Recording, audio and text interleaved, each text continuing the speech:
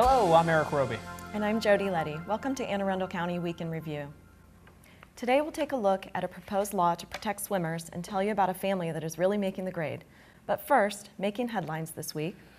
It's official, Maryland Live is now open for business. It's been nearly a decade in the making if you go back to when lawmakers started talking about slots for Maryland, but the new casino at Arundel Mills is finally a reality. The grand opening was held on June 6th, complete with a cameo from celebrity chef Bobby Flay and thousands of people taking in the new 330,000 square foot facility.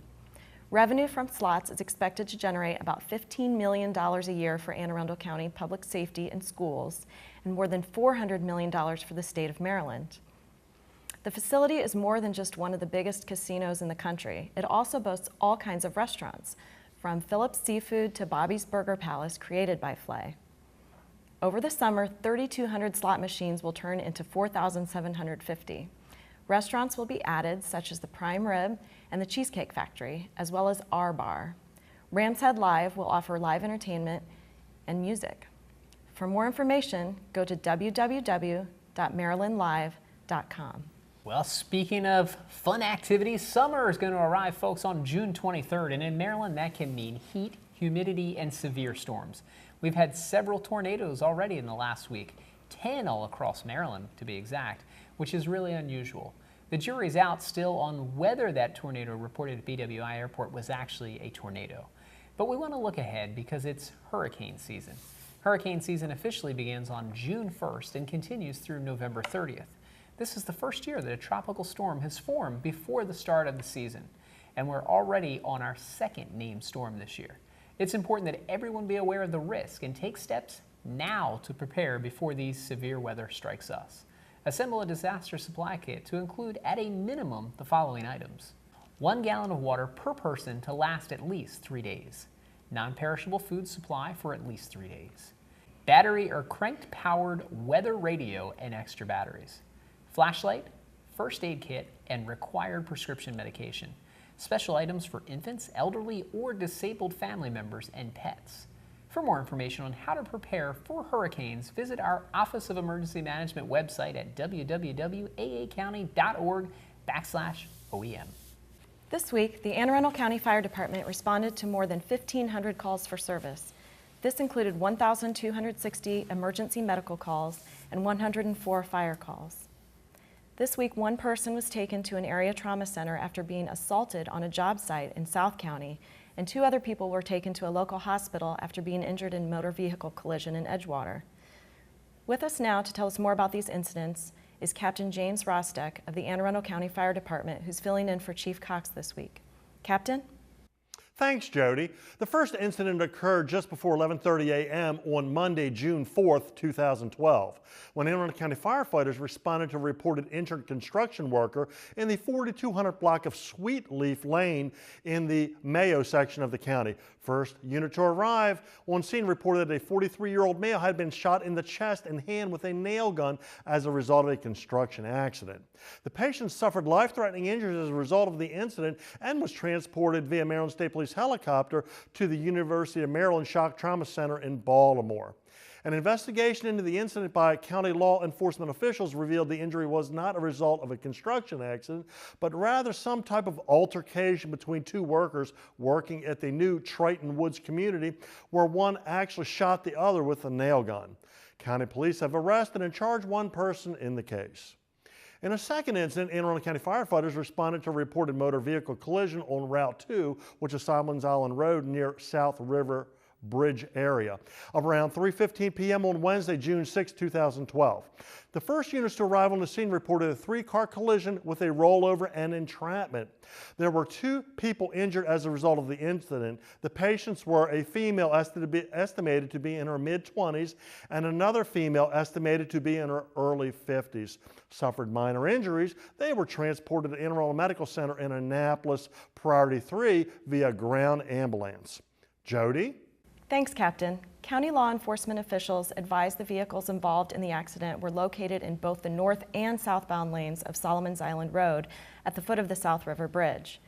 The accident caused Solomon's Island Road to be closed in both directions for approximately an hour and snarled traffic in the Annapolis and Edgewater areas during the height of rush hour. On June 4th, 2012, at approximately 11:30 a.m., officers from the Southern District responded to the 4200 block of Sweet Leaf Lane for a report of an industrial accident. Joining us now is Public Information Officer Justin Mulcahy with further details on the investigation. Justin. Officers located a 34-year-old male victim from Laurel suffering from injuries to the upper body sustained from a nail shot from a nail gun while framing a house. Fire personnel arrived on scene and transported the victim via helicopter to shock trauma in Baltimore with possible life-threatening injuries.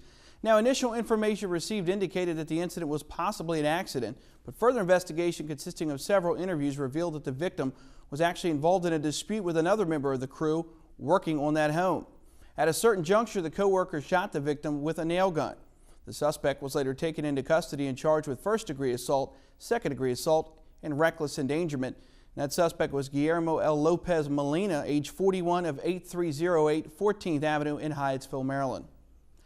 Folks, we're going to move on to our second incident. That one took place on June 4th, about 3:40 in the morning. That's when officers from the Western District responded to the 200 block of Elkton South for a burglary that just took place. The 91-year-old female victim reported that she awoke to a suspect shining a flashlight in her face. The suspect then left her bedroom and the victim checked the residence, discovering that medicine cabinets in her bathrooms had been rifled through, but nothing appeared to be taken. The victim could not provide a description of that suspect. Fast forward 10 minutes later to 3:51 roughly in the morning. That's when Western District officers responded to a burglary very similar in nature in the 200 block of Sharptown South. Intruders were inside of the residence when officers received the call. They were advised that a male resident was fighting with two suspects inside of the home. Shortly before officers arrived, those suspects fled the residence. The investigation in that very similar incident revealed that a 74-year-old female resident awoke to a male also shining a flashlight in her bedroom. This suspect was attempting to take her purse. The victim then grabbed the purse and struggled with the intruder. She began screaming, which alerted her son. Her son then intervened, ran into the room, and began to be involved in a fight with that suspect. The suspect broke free and ran out of the house. That's when a second suspect also came into the house and was involved in an altercation with the male resident. That suspect eventually fled the residence as well. Several officers in a canine unit canvassed the area but were unable to locate the suspect. The investigation's ongoing, but we're looking at the possibility these two burglaries may be linked. Both suspects were described as black males, one with a bald head wearing dark clothing. The second had short hair with a stocky build wearing all dark clothing. Now, folks, as always, if you have any information on the crimes or suspects we mentioned on the show, don't hesitate to call, email, or text your tip to Metro Crime Stoppers hotline. It's available 24 hours a day, toll-free at 1-866-7-LOCK-UP, or you can text message MCS plus your message to crimes at 274-637. Your third option, visit the website at www.metrocrimestoppers.net. Remember, phone calls are not recorded and callers remain anonymous. You might even be eligible for a cash reward of up to $2,000. Back to you. Thanks, Justin. And folks, there's more Weekend Review to come, so stay with us for an interview with Debbie Nagel about her fight to make public pools safer for young children. We'll be right back.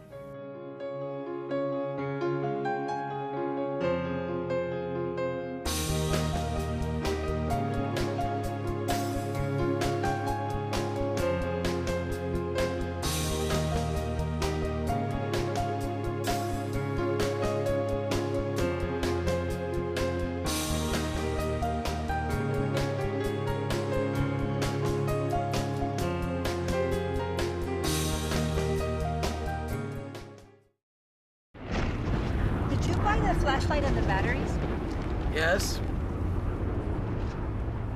Did you make sure we're not missing anything in the first aid kit? Yup.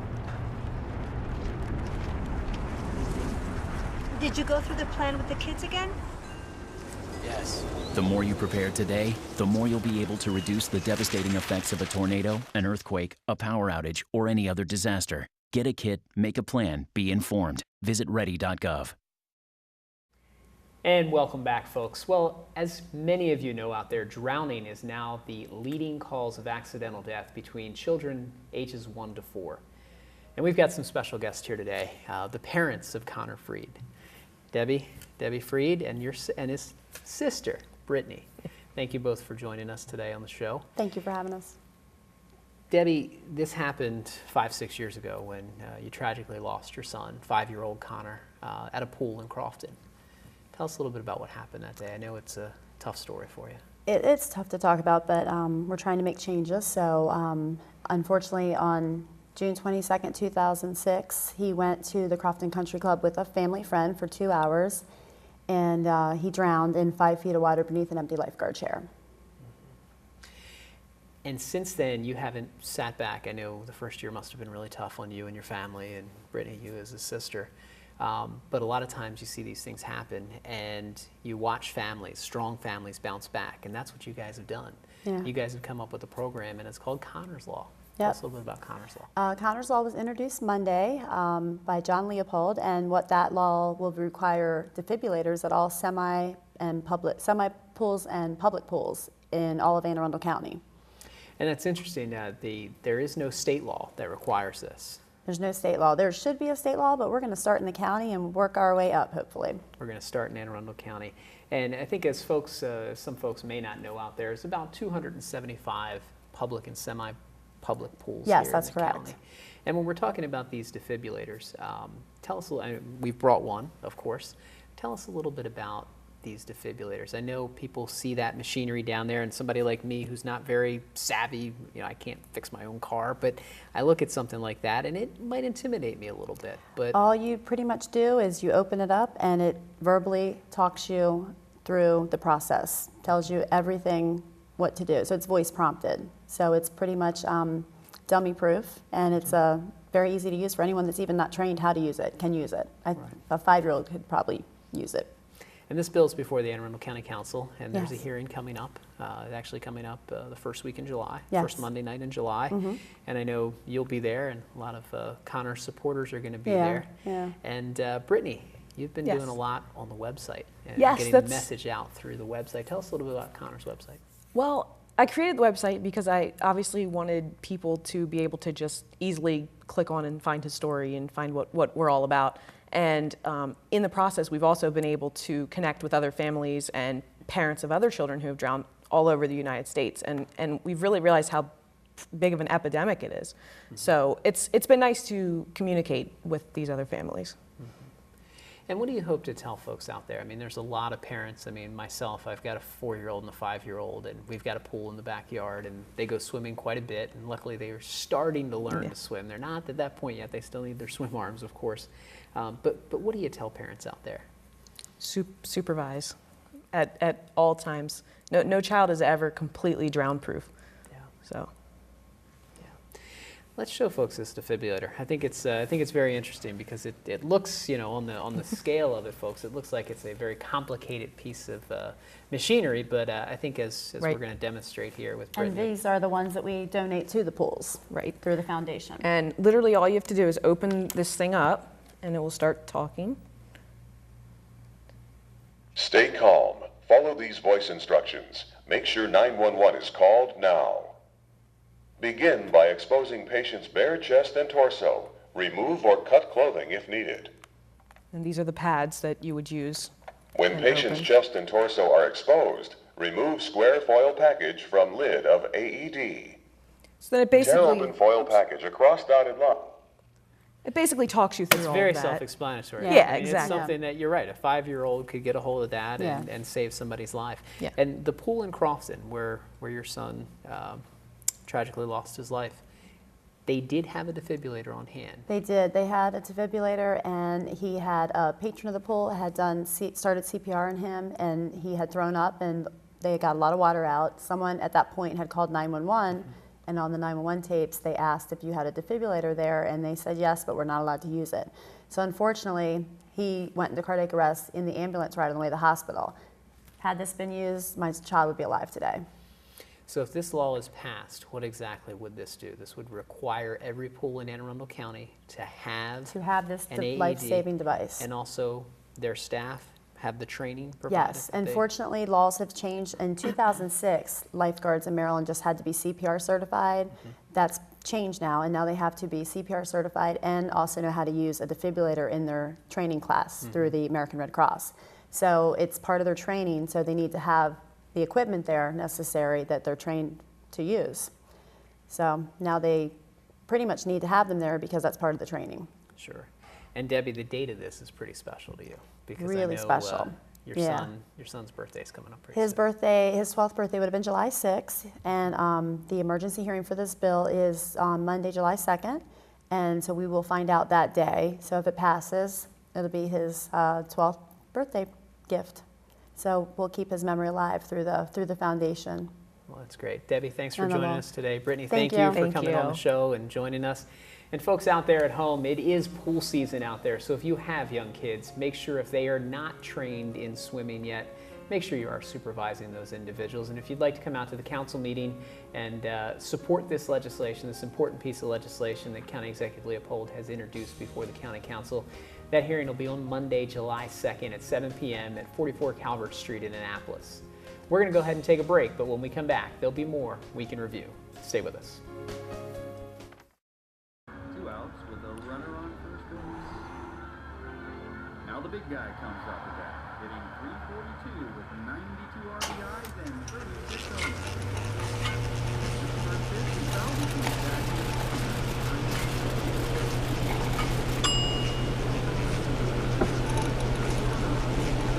Chill raw and prepared foods promptly. 1 in 6 Americans will get sick from food poisoning this year. Keep your family safer. Check your steps at foodsafety.gov.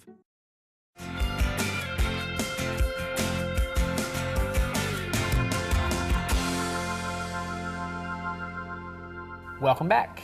Folks, television and the internet are magical places where Jody can change clothes and show up across town in barely 1 second. So let's take a look at the report she's filed about the Eastport PTA.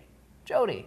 Hi, I'm here at Eastport Elementary School with 3 Eastport Elementary parents, one being myself, the other being president of the PTA, Bill Highland, and another PTA member, Lauren Kelly Washington, as well as Taylor Highland, who is a 5th grader here at Eastport Elementary School, about to graduate next year.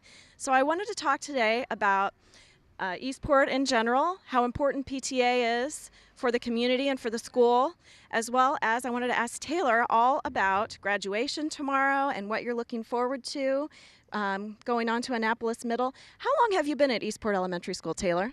About 6 years now. 6 years. And what's your favorite part about Eastport?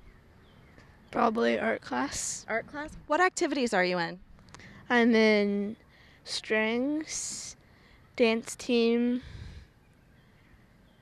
chorus, and I think that's it. What activities are you in outside of school? Girl Scouts. And you're involved in sailing, I understand? Now this summer. This summer you are? Yes. What are you looking forward to about, you're going to Annapolis Middle, correct? Yes. What are you looking forward to? What do you think you're going to join at Annapolis Middle? Probably strings again for that year, those years. And maybe chorus? You think you might like chorus again? Possibly chorus. Chorus. Okay. Now, will you be riding the bus next year? I'm not sure. Not sure? Maybe Dad will give you a ride? I'm not sure. Not sure yet? Okay, Bill, you've been instrumental for the past 6 years, I know, at Eastport Elementary School as the president of the PTA. Tell us about some of the fundraisers that the PTA has done and the good things that the money has gone to support the school. Well, we're very fortunate here just to have one primary fundraiser. We had the boat show parking for the Annapolis boat shows held usually in the middle of October for 2 weekends. We are here for 9 days altogether and raise a large amount of money. It funds us completely for the entire year. We've been able in the past to support violins for the strings instruments for the band. We've had, for the band, trombones 1 year, whiteboards for each of the classrooms. We partially funded the iPads, with 30 iPads for the 5th grade classrooms for next year. So we've been very fortunate to be able to do that. Also, a lot about external activities for the kids. Bus trips now are about $350 per day per bus. Wow. So for each class, we need to provide the funding for that. We've been using a lot of that. It's great to get the kids out to see the rest of the world around here. Yeah, It's been a wonderful experience from my standpoint. My son's been here for 3 years so far. He's got one more year as a skipjack. And Lauren, I know your son's Carter's in first grade, and he's very active in the school, as well are you. Tell us all about the things that you've done. I know you're involved in the music program and the arts and things like that. Tell us about your experience at Eastport so far. You've still got, four more years. Yeah. Tell us about your experience so far at Eastport. So I see my major role as PTA secretary this year, serving with Bill and Sharon, with actually attending meetings and being a part of that budget making process. And but in terms of the arts, I actually came in and did a program with the kids. I did a week-long residency that culminated in a cultural night, which was just an amazing process for the kids because they were the show. This one right here and all the other kids here. And I work closely with Diana Cuso, the music teacher here, with coming up with songs and just supporting her. And I think the teachers here, the staff is amazing, and the teachers, I've been astounded by their knowledge and their nurturing. That was what I was just talking with someone at the earlier at the ceremony that we had here. So that's been my role, is primarily in the arts and really pushing kids if they have a gift, and if not, even encouraging them still. So. And your son Carter's in first grade, and he is already a musician. He's a violinist, had a solo in the talent show as well as in the spring concert, and the winter concert. Right. So Eastport's a great school, it's a great community, and so happy to have parents such as Bill and Lauren, and students such as Taylor. And Jody. and parents like Jody, yeah. So everyone have a wonderful summer, and back to you in the studio. Thanks. Thanks, Jody. And look at this, she's back already. And you had a little different outfit on when you're at the PTA. How can you change that quick? I'm good. Is it I'm magic? that good. Is it some kind of have you heard all these stories about zombies everywhere now? I mean, is this some kind of magical zombie type thing? It is, but I'm not going to eat your face. So all right, good. Okay, thanks, Eric. Okay, so while we're bantering, a quick trivia question for you. Okay, I'm good at trivia, I think, sometimes, maybe. In what year was the War of 1812? Come on, who do you think I am? I mean, you think I'm Dave Abrams? I mean, the War of 1812 was in 1812. You're right. It's not a trick question, so well done. That's correct. Yeah. Sometimes people have to think about those type of questions for a second. You're right. This week marks the 200th anniversary of the Second War that pitted America against the British and the beginning of a 3-year commemoration. What does that mean?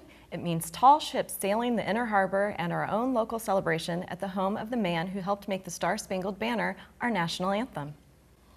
Well, Jody, since you're throwing stuff at me, I'm going to throw a trivia question at you. The town of Linthicum, a wonderful city that Linthicum, Maryland is. Where did it get its name? I know this one. You do? I do know this one. Whoa, I have trouble pronouncing Linthicum, but I know the answer to the question. You have trouble pronouncing Linthicum? Linthicum. Linthicum. Yes, There you Linthicum. Go. Okay. So it's named after Charles Linthicum. That's correct. Congressman. The congressman who introduced legislation year after year to make the Star-Spangled Banner our national anthem. It took 13 years for the official declaration in 1931. Linthicum also played a key role in repealing prohibition laws, so I'd like to personally thank him for that. I bet you would. Anyway, if you're looking to take part in the celebration of the bicentennial, consider taking off June 14th in the morning and going to Twin Oaks Manor, the home of Congressman Linthicum. See, I told you I had trouble with Linthicum. You did, but you got it. All right. There you will learn about how local points of interest, including Furnace Branch and Stony Creek, played important roles in the War of 1812. The program, which starts at 10:30 a.m., features characters in period clothing and performances of 3 songs that competed to become the national anthem. For more information on the event, which is free, go to www.aacounty.org and click on the Star-Spangled Banner at the top of the page. Then take a trip down to South County, which is right in the middle of the trail that retraces the steps of the British as they marched to Washington to burn it down. The 100-mile trail goes as far as St. Michael's, where the citizens famously took down their lanterns and lit them north of town to fool the British troops. It also goes as far south as Prince Frederick and all the way north to Baltimore. Or you could go to our parks to watch the tall ships sail. On Wednesday, June 13th, Fort Smallwood Park will be open from 8:30 a.m. until 6:30 p.m. so the public can view the ships coming in. Then Downs Park will be open on Tuesday, June 19th from 8:30 a.m. until 6:30 p.m. so you can have one last chance to watch the ships as they leave. If you still want more, check out the air show at Fort McHenry on Saturday, June 16th and Sunday, June 17th. The Blue Angels will be flying, which will be a little bit different from watching them perform over Annapolis. Everything you need to know about the statewide events is at www.starspangled200.com. Well, it's been a summer show, folks, and now that summer's here, all the hot cars, trucks, and boats are out in full force. And in our first community spotlight, our own Kelsey McConkie is in Annapolis with the Annapolis Corvette Club to preview their upcoming event. That's sure to be for a great cause. Kelsey. This is Kelsey McConkie with Week in Review. I'm here at Oarsman Chevrolet in Bowie, and we're going to talk a little bit about the Annapolis Corvette Club and some of the events that they have coming up. Can you tell us a little bit about those? Sure. Thanks, Kelsey. My name's Pete Klein. I'm the president of Corvette Annapolis, and of course we're a local Corvette club, Central Maryland and Greater Annapolis area, and we're very excited because we've got our second annual Corvettes on the Bay Corvette show in downtown Annapolis at the City Dock on Saturday, the 16th of June. What kind of cars can you expect to show up to the show?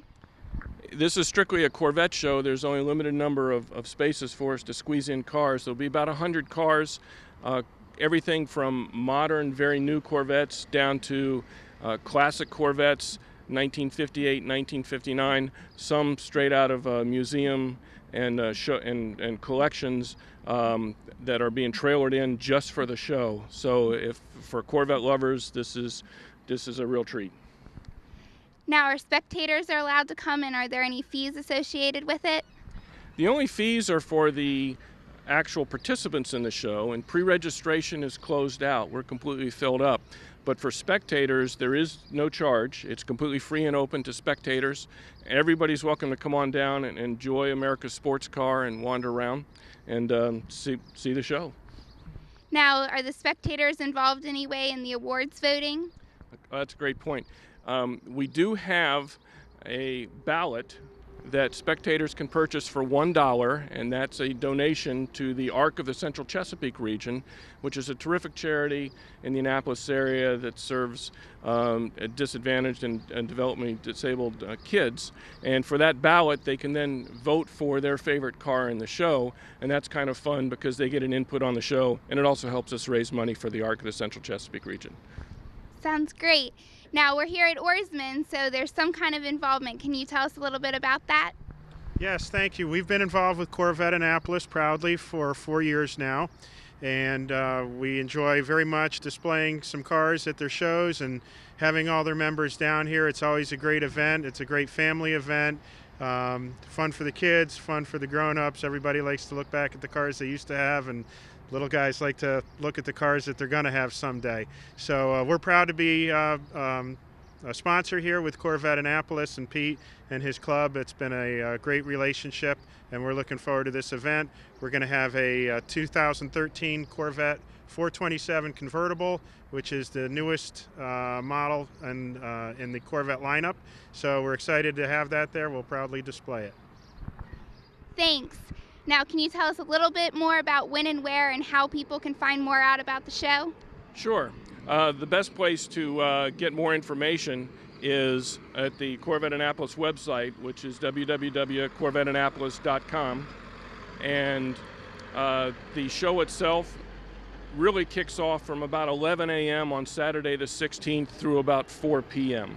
The judging ends early afternoon, and the awards ceremony starts about 3:30. But really, any time in the afternoon or late morning, spectators are welcome to come through and see the show. Make sure you guys come down to the City Docks on June 16th. Back to you in the studio. Thanks, Kelsey. Well, what do you think, Jody? Should I drive a Corvette? I think someday. Someday? I think not yet. I'm not old enough yet to drive a Corvette. I got my license, Jody. I know, but it's a midlife crisis mobile. You need to wait till your midlife crisis. Yeah, I'm not in midlife crisis yet. You got a couple more years. Early 30s, folks. Early 30s. So. Me too. Mary Felter joins us now with a preview of Elder Abuse Awareness Day, which is an important reminder that we need to keep our seniors safe. Mary? Thank you. Today my guest is Sharlene Liberto, who is our Ombudsman Program Director at the Department of Aging and Disabilities. She's going to talk about the Ombudsman Program and what it does, and she's then going to talk about World Elder Abuse Awareness Day. Welcome to the program. Thank you, Marion. Happy to be here. Tell me first, what is an Ombudsman Program? What is it exactly? Well, an Ombudsman, basically, I've kind of changed the name to be called Resident Advocate.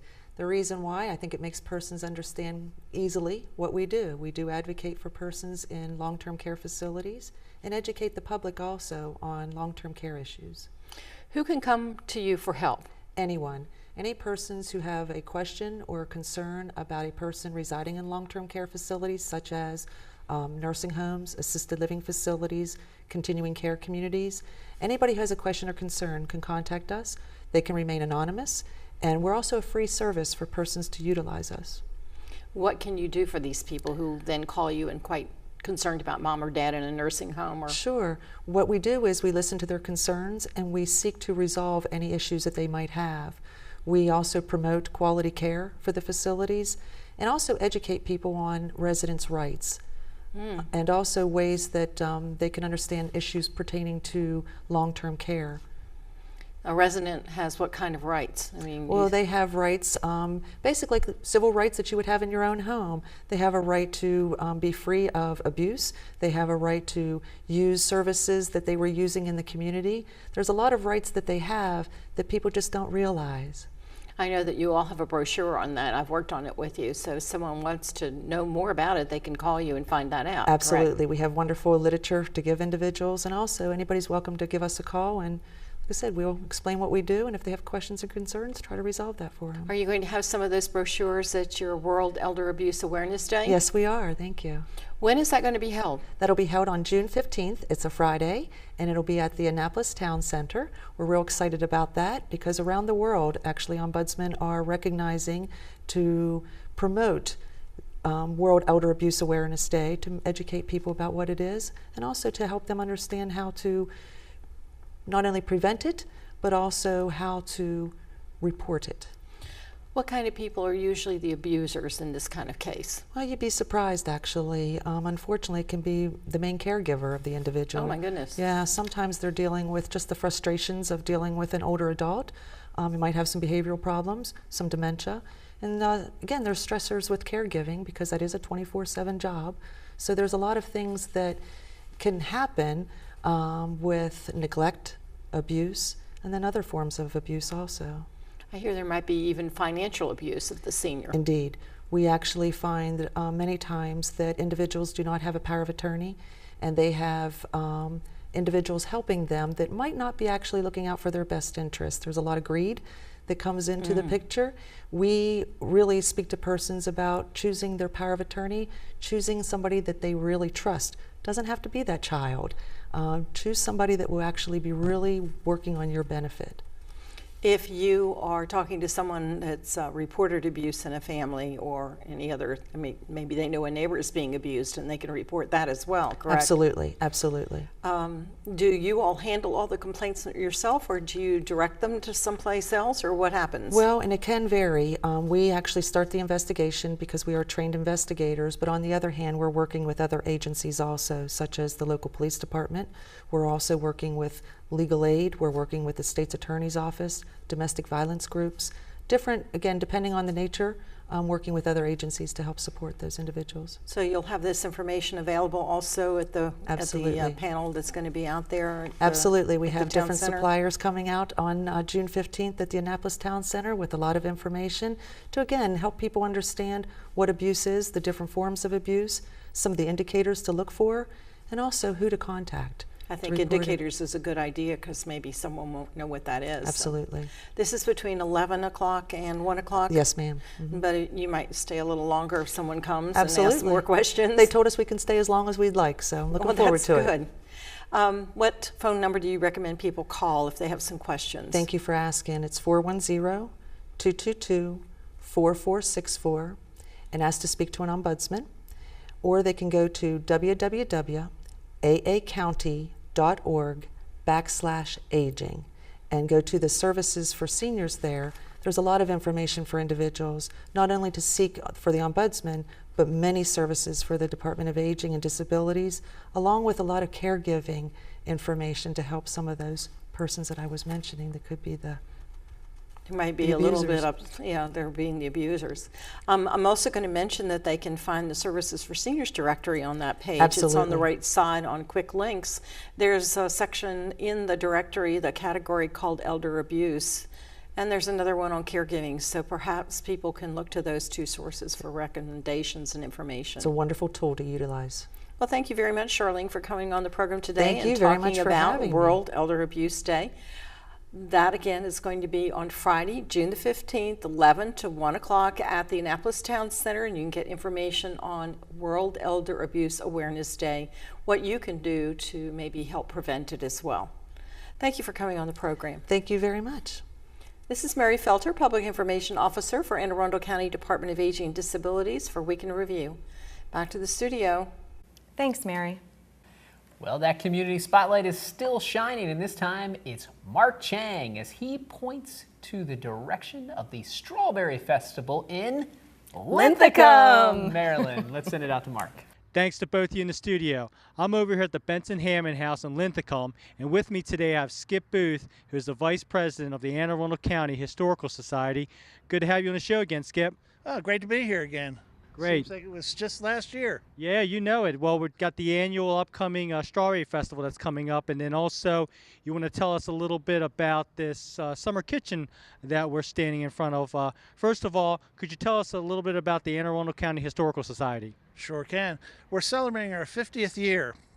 The Historical Society was founded by residents of Anne Arundel County who were very interested in preserving the heritage and conveying that heritage to future generations. In 1974, they managed to get a lease on the Benson Hammond House on the corner of Andover Road and Aviation Boulevard to restore it as an example of the type of farmhouse you would find in northern Anne Arundel County in the 1800s. It's kind of we call it a truck farm, truck being the vegetable and produce that is made on the, grown on the farm. And this is an example, a survivor of that. And then later, after the house was restored, we were able to bring to the property some other outbuildings from farms in northern Anne Arundel County that were not as fortunate as our house is to have been preserved, but at least we have their outbuildings. The summer kitchen is a perfect example of an outbuilding. Okay, and this is the summer kitchen that we're standing in front of, and approximately what year was this built in? I would say it's probably late 1800s. I don't know for sure, but late 1800s would be a good guess. Okay, well, for the 1800s, holding up pretty well still. Should we take a look inside? Sure, needs a little paint though. Okay.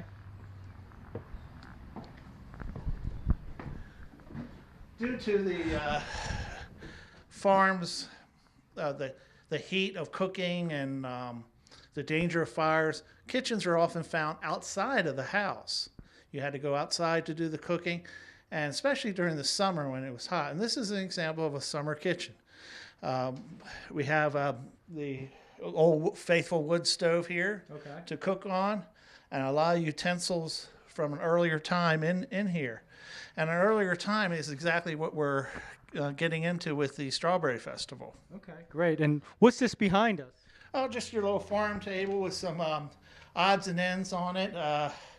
A mechanical apple corer, sausage grinders of various sizes, a cherry pitter behind you there. And this is for boiling eggs. Okay. On the stovetop. A lot of utensils you don't see very much today. You'll find here. Sure, it was very, very neat antique items in here. It's very cool. Talking about the Strawberry Festival, it's the 22nd annual Strawberry Festival. It's coming up, and could you tell us when it is? It is June 9th. It starts at 10 o'clock and ends at 3. Parking is available down the street at the flight services on Aviation Boulevard, and there will be a shuttle bus running people back and forth to the house. We'll have all things strawberry here. We're going to have a lot of entertainment. This is very significant since it is the 50th anniversary of the Historical Society.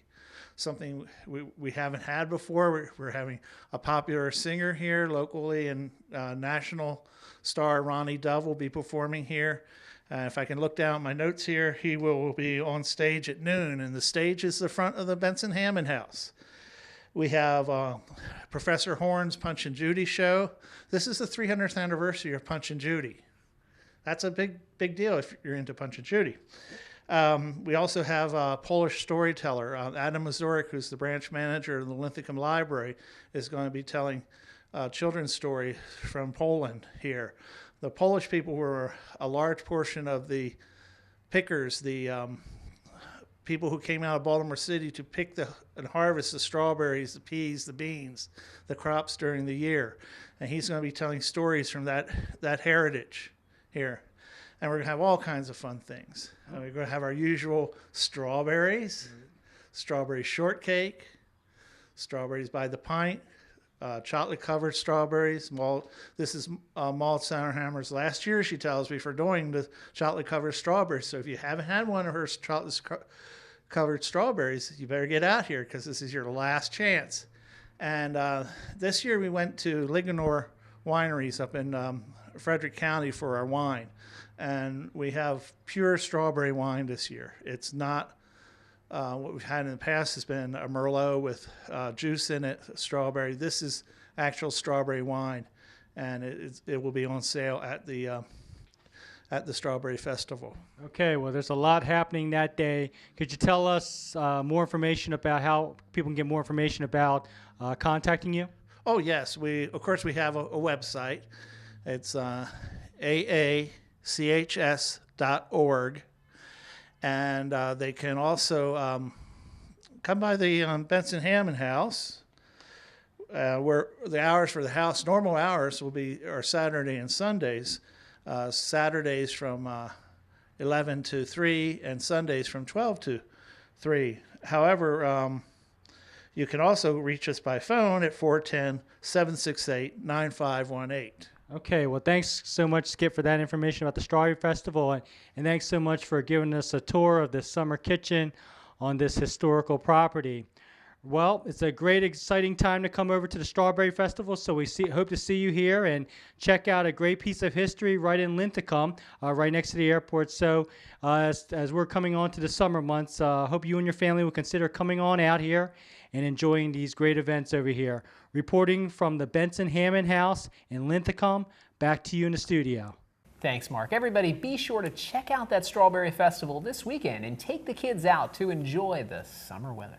Before we go, we want to tell you about an extraordinary family profiled this week in the Maryland Gazette.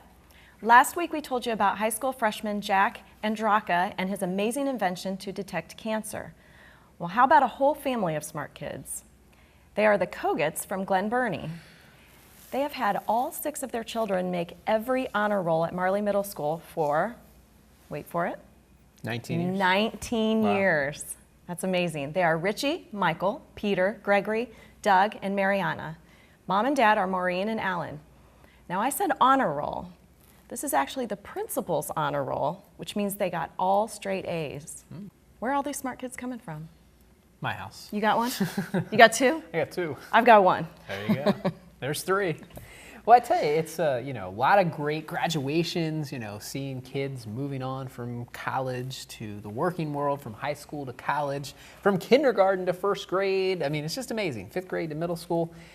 And an amazing thing happened this week. We talked about it. The first story, Maryland Live is open. The casino's out there. Did you go out there, Jody? I did not. It's a little past my bedtime. Oh, the grand opening was late, right? 9 o'clock. We cut the ribbon.